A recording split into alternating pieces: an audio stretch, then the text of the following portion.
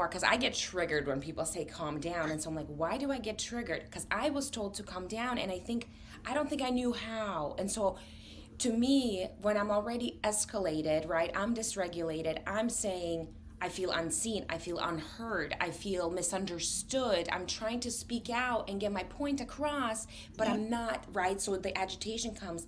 And then when somebody says calm down and you don't know what that means almost, it's like, I'm already feeling misunderstood, misheard. Now it's almost like you're saying those things that I'm trying to communicate aren't important and I should push them down. And so Right. then it feels like, no, I'm trying to speak out of my heart.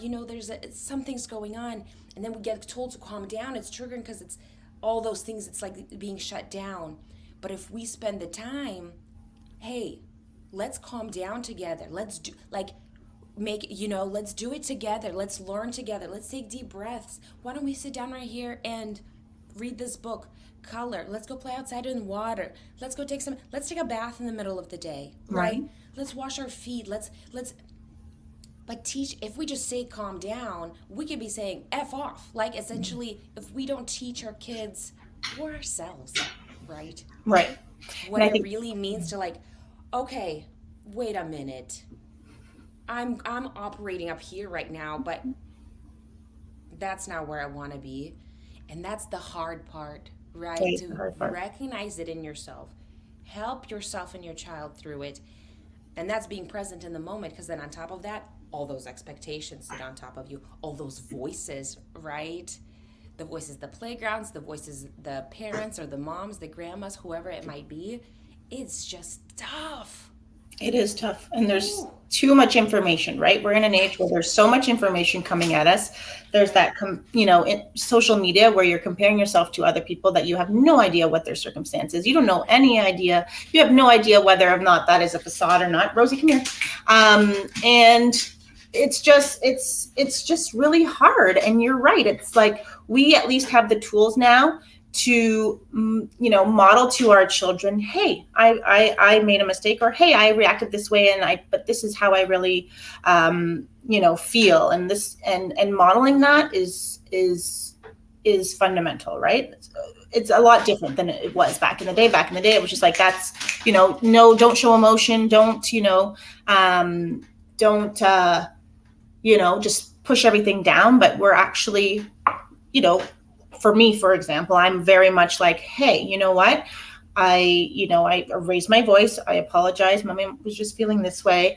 I'm going to work on this, that, and the next. So we have all this information, but at least at the same time, we have information to help us, and tools and right. resources to help us better manage ourselves so that we can better regulate our children. Sorry, my dog's just prancing around in Yeah. here.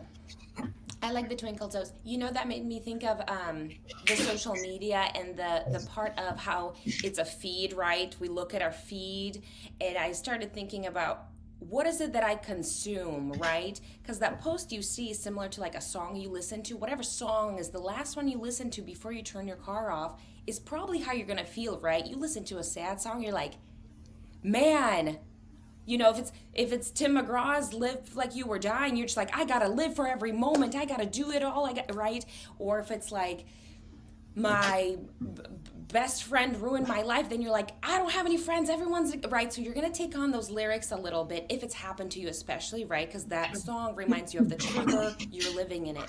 So similarly, we're looking at these posts, and if it's something that's emphasizing something, you might feel one way. If it makes you feel inadequate in some way, then that's going to show up in your day as well. And then essentially, also, the algorithm is built to increase views, and so it often will show the opposite things, right? And I kind of see this split in motherhood content creators when it comes to, there's like a group that's showing all the things that aren't talked about, right? Mm-hmm. The everyday struggles, the things that aren't mentioned daily, that we need to highlight and see. But when there's so many of them, it becomes like, if I was very new saw this, I'd be like, I'm scared to become a mom because that Right. sounds awful. Mm-hmm. But then there's the other side where, because I got stuck and I saw the negative things, and I was like, let me post some positive things about motherhood, right? But then you get on this side of the positive stuff and you're saying how beautiful and wonderful and all of this, and it's with many other posts, and then it seems like the toxic positivity, right? Right. So it's like, oh, you're selling it without telling the truth.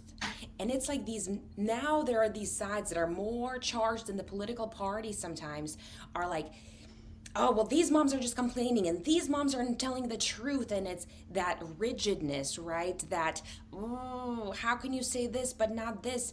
And I'm like, oh my gosh, the algorithm, this feed that we're consuming is setting us against one another. That's the thing. Like those people that are sharing like I'm someone who shares both. And because I feel kind of duped, like it's like, Right, you're raised, you're like, oh, I can't wait to have children. I can't wait to be a mom. I need to be a mom, especially like someone like me who went through infertility. It's like, I know I'm meant to be a mom. And then you become a mom and you're like, whoa, nobody told me that it was this challenging. Right. So you're right. Like we have to remember, like the internet is trying to do this, which is it's funny because I love it. Like Instagram is my social media of choice, and I love it. I love sharing. I love, make like stories. But yeah, as a consumer, my goodness, like it's just a whole different ballgame. There's a very big difference between, creating and then actually consuming the content, because you're right, you're getting fed stuff that kind of either goes with your beliefs or are the complete opposite. And I think it's important to follow all different types of accounts, but you have to still remember you're not going to see all of that. Right. So it's just a lot for moms. So I'm so happy that,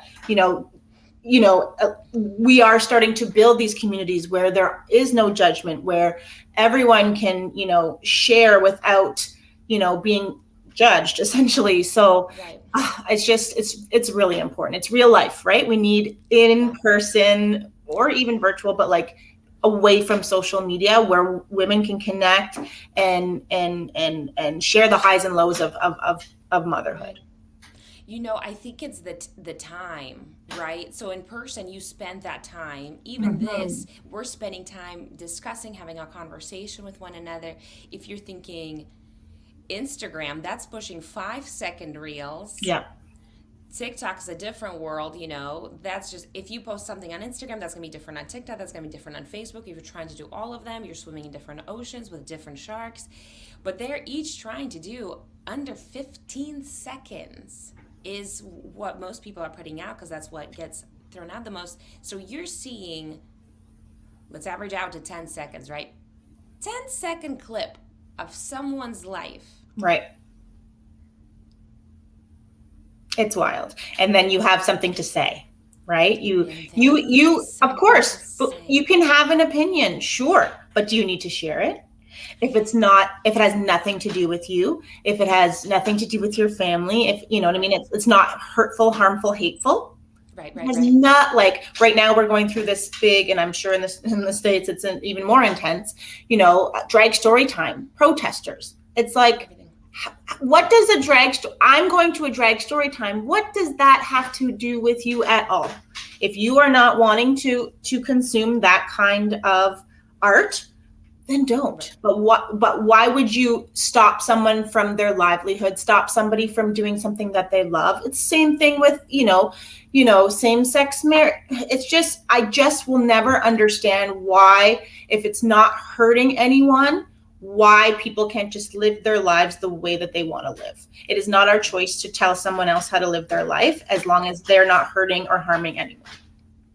The view that because I'm with you on, if it's not hurting anyone, and I've seen the hate received on my end, right? I'll post something and it's like, people will go after it. I know that the big argument in the States, at least for the drag show, isn't the drag show, but the apparel, so the sexualized, like the shorter things. And so they just don't want kids around inappropriate clothing. But as far as I'm concerned, people are fine with drag being where you can go and enjoy it, like the bachelorette parties really love to go see it as well. And so I think it's more of the apparel for sure what's being seen. I could see that, but it's also like we, like as a society, have kind of sexualize like short clothing. Like that's We it's a whole really debate, right? It's have, like, right. it's, but we're talking about dress codes here in Canada, and it's like short shorts. It's like, but that child is wearing those shorts because they like them. It's the adult or the person who is making the judgment that is putting that sexual spin on it. You know what I mean? So it's kind of, It's you can debate hard. any topic really, but Right, it's right. just, I could see the side of like being a provocative, and I'm sure that, especially here in Hamilton, our queens are not wearing, skimpy clothing to a story time. Yes, in the nighttime evening nightclub, sure. But it's just there's always, you can debate anything really.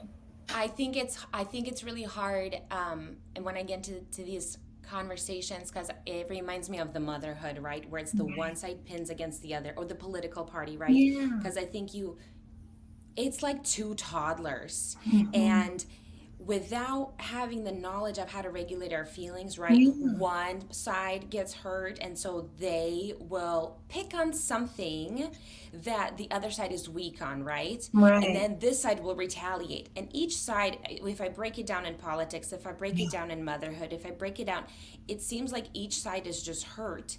Yeah. And to get back at the other person, they're gonna nitpick this one thing that if you were to zoom out, it doesn't seem like it's important, but we're just, you know, and I really think, as we talked a little bit about the pandemic and the effect it had, I think Mhm. that really did something to people, because we're community people. We like getting Mhm. together, and being shut out, not being able to do what we like or get together.